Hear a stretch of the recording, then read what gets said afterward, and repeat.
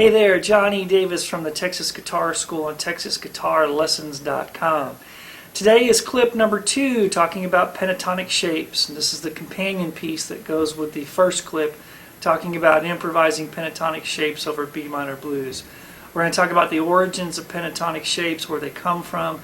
We're going to look at the first minor root box shape. And then we're also going to put together some pentatonic licks for you to practice at home so you can start to use these to play your leads from. Let's get started. Okay, so what we're going to do today is do a little classroom training for guitar instruction. We're going to talk about how pentatonic shapes are derived, where they come from, and why we use them. So what we have up here on this sheet, this diagram, is a B natural minor scale, a 7-note diatonic scale with 2 roots. What we have here is this scale being set up by intervals, and what intervals are the relationships between the notes in terms of whole steps and half steps that set up the scale's tonality. This is an Aeolian minor scale set up with Aeolian minor intervals. The key concept in that is that the scale must have a minor third to start off the root. That sets up the scale's tonality. The intervals that we have here labeled in blue are whole step, half step, whole, whole, half, whole, whole. That sets up the tonality. If you start with a B root, that's going to give you these intervals: B, C sharp, D, E, F sharp, G, A, and B. So that's a 7-note diatonic scale with 2 roots on each end, B and B, and that sets up the intervals for the natural minor scale. So now we're going to talk about the 2 most common chord progressions for rock and blues that come out of this minor scale. The first one is what's known as a 1-4-5. In the B natural minor scale, that's going to give us a chord progression based on the root, the 4th, and the 5th. It's going to give us a chord progression that starts with B minor, has E minor, and F sharp minor, the 5th. That gives us an all minor chord progression based on a 1-4-5. This is a common blues rock pattern that's been used over and over and over again to jam pentatonic shapes over the top. Second chord progression that's real common with a minor tonality is what's known as a 1-3-7. It's going to give us a chord progression with a minor root and 2 major scales, 2 major chord tonalities. That's B minor, D major, and A major. So that gives you 2 chord progressions and the origins of how we come up with pentatonic shapes from a natural minor scale. Okay, so pentatonic shapes, why do we use them? All right. So we're going to use a 5-note pattern that's a derivative of the diatonic scale. It's going to give us a 5-note pattern that looks like this: B, D, E, F sharp, A, and B. Again, in terms of whole steps and half steps, you can see we have a minor third here between B and D. That would be B, C sharp in the middle of this, and then D, giving you a whole step and a half step combination, which sets up a minor third. That tonality sets up a minor scale. That's important. It's a key concept. You can also see using this that these 5 notes of this pentatonic scale also set up a very nice chord progression using these 2 shapes: a 1, a 3, and a 7, and a 1, a 4, and a 5. You can see that these notes from the pentatonic scale are the exact same notes that we're using for these 2 chord progressions. In the previous slide, you saw that some of those are major and some of those are minor based on how the chords are built and how the thirds are stacked.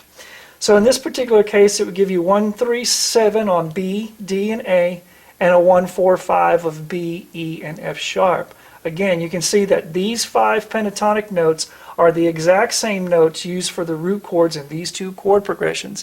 That's why pentatonic scales fit so nice over these blues rock shapes, because you're using the same notes of the chords.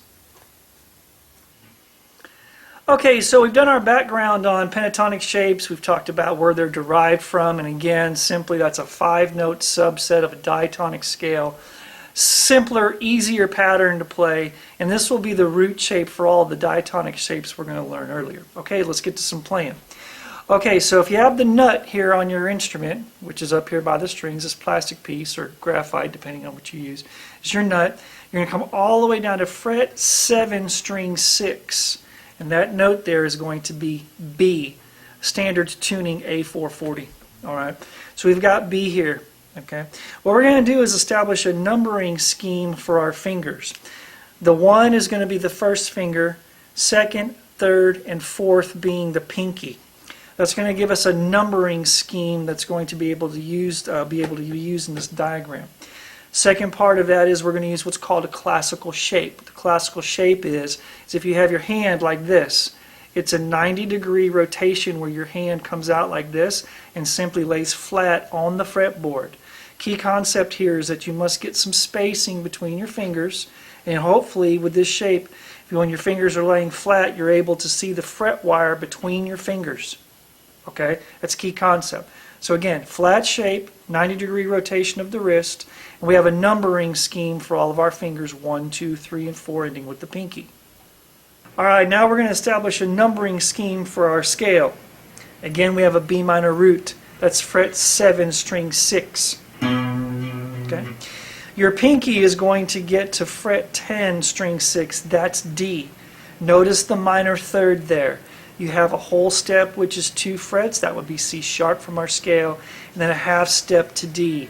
That establishes a minor scale tonality. Whole step and a half step combined together establishes a minor third. That's a key concept and key sound from this root scale. Okay, we're going to establish numbering system. Starting from string 6, fret 7, we're going to use the following fingers straight down the fretboard. 1, 4. Next string, 1, 3. Next string, 1, 3. Next string, 1, 3. Next string, 1, 4, 1, 4. Okay, again, slow. 1, 4, 1, 3, 1, 3, 1, 3, 1, 4, 1, 4. That's going to give us this tonality.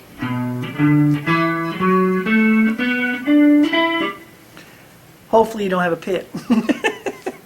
All right, let's go, girl. Come on. Okay, sorry about that, guys. My pit bull had to go to the bathroom. She's feisty sometimes. All right, let's get back to business. Okay, so fret 7, string 6, minor pentatonic box shape 1. We're going to call this a root shape. All right? So again, let's recap. We've got first finger on fret 7, second finger is going to be on 10. This is going to be important later on because this fret 10 is going to be what's called a connector shape. But for now, we're just doing what's called a box pattern. It's going to give you a pattern that looks just about like that. Excuse me. All right. So we have 1, 4, 1, 3, 1, 3, 1, 3, 1, 4, 1, 4. All right. Again, that gives us.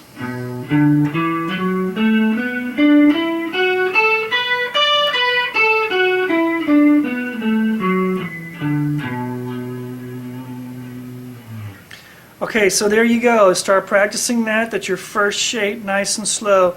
Again, key concepts there is you want to try to have 1 finger per fret. Hopefully you can see the fret wire in between your fingers. We've got a flat 90-degree classical shape where our fingers are on the fretboard, and we're starting with a 1/4 minor third scale shape. Okay, let's give you a couple of simple beginner or intermediate licks out of this B minor box shape to start with. We'll start getting into some of my bread and butter style licks, okay? So what we're going to do is a Michael Schenker style lick that I use over and over and over again that I learned from one of his songs called Armed and Ready, okay? So what we're going to do is we're going to take the 4th out of the scale, which in this particular case is E.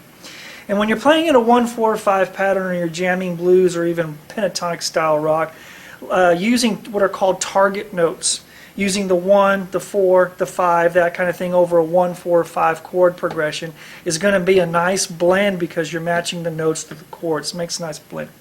Okay, so what we're going to do is what's called a whole step bend. So this is going to be fret 9, string 3. Okay, and this is going to be E. No. So what we're going to do is we're going to take this E and we're going to bend it to the tonality of F sharp. Okay, which is in this particular case the 5th. So in order to facilitate that, what we want to do is we're going to fret F sharp here, which is fret 11, string 3, and we're going to pluck that. And that's going to give us the tonality that the E is going to bend up to. All right. So what we're going to do is give us this sound with the bend. Okay, it's a one full whole step bend. And what we're going to do is we're going to hold F sharp, which is fret 7, string 2 underneath there. So what we're doing is we're bending the interval behind the 5th into the 5th, giving you this tonality. Okay? Now, a couple simple licks in there. Again, you've got to hold F sharp, which is underneath here, and you got to bend into it with the E. This is a 2-string grouping. So you're going to bend the 3rd string, grab the other string, holding it underneath with the 1st finger. Okay? You blend those two together with a bend, gives you this. Again. Hold F sharp, bend E to F sharp. Okay, so that's your first lick. You're going to take this, you're going to give yourself a couple of bends.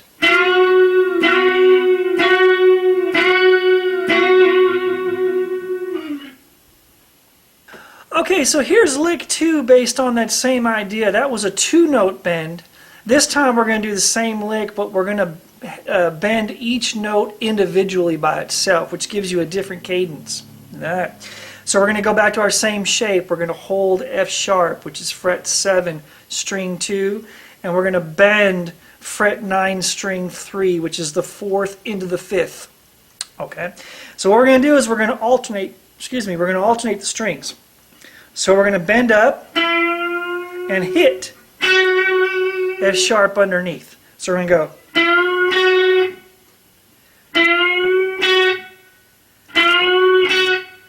Now you're going to roll that, connect that lick together and let that flow and roll a little bit.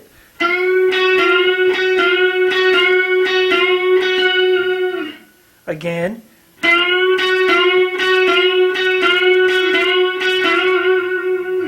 Alright, so lick 2 there. Before we had a compound lick where we're bending the tonality of 2 notes together. The second part of that is bending the notes individually, right? So you're going to bend up one note, and the other note you're just going to hold. That's going to give you this. Second part of that is you can double tap the F sharp underneath, giving you.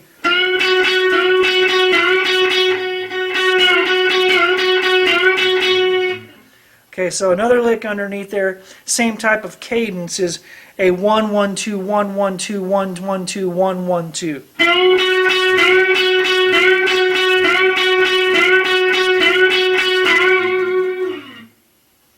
Okay, so the next part of this is we're going to do a couple of intermediate licks for those of you that are already past the beginner stage. But you can combine those with those beginner licks and start to develop a lick library that you can move around. Excuse me. Alright, so what we're going to do here is a pull-off and sliding lick using this shape. Again, we're still working out of our 7-10 B minor box pentatonic. So we're going to start from the bottom this time and work up. So we're going to pull 7 and 10. We're going to do a pull-off. Then we're going to come down the scale, pluck 10, 7 in reverse, and then slide up. So 2 parts there, the pull-off. Then the pick and slide. That gives you, again. Now take that shape and run it all the way to the top, 1 string at a time, sequentially up the neck. Now, that's going to give you.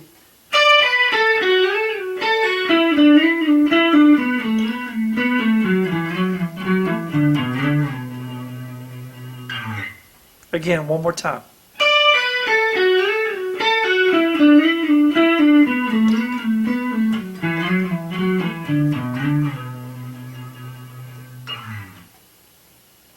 Okay, so for this last and final shape, this third lick, what we're going to do is a little bit of metal, a little bit of rock. And my background's primarily blues, rock, metal, and jazz. That's where that's what my training is from school. So what we're going to do here is a standard rock, cliche triplet run using this, but using the scale. What this is going to do for you is get you some picking accuracy between the picking hand and the fretting hand working together as a team. Okay.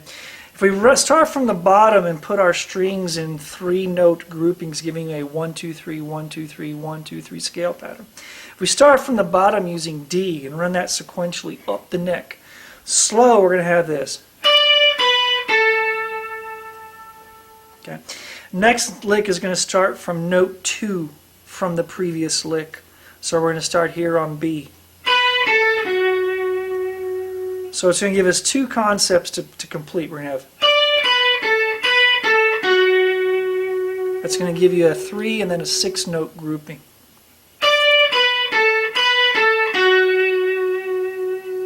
Now if you run that all the way up the neck, that's going to give you this.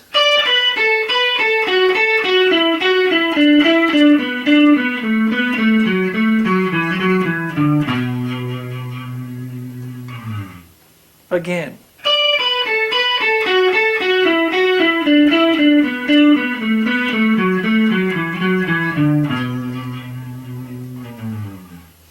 Again there, a little triplet exercise for you coming up the neck. You work that together with those previous licks, and that'll help you to develop some speed and accuracy and some timing between your 2 hands. So there you have it. Today is the second in a group of clips talking about pentatonic shapes. And we did our B minor root position 1 box shape. Talked about the origins of diatonic and pentatonic scales, what chord progressions go with those. Did a couple of finger exercises outlining that shape. We did a couple of beginner bending licks, and we also did some advanced hammer pull runs and some triplet runs for you intermediate players. Hope you enjoy.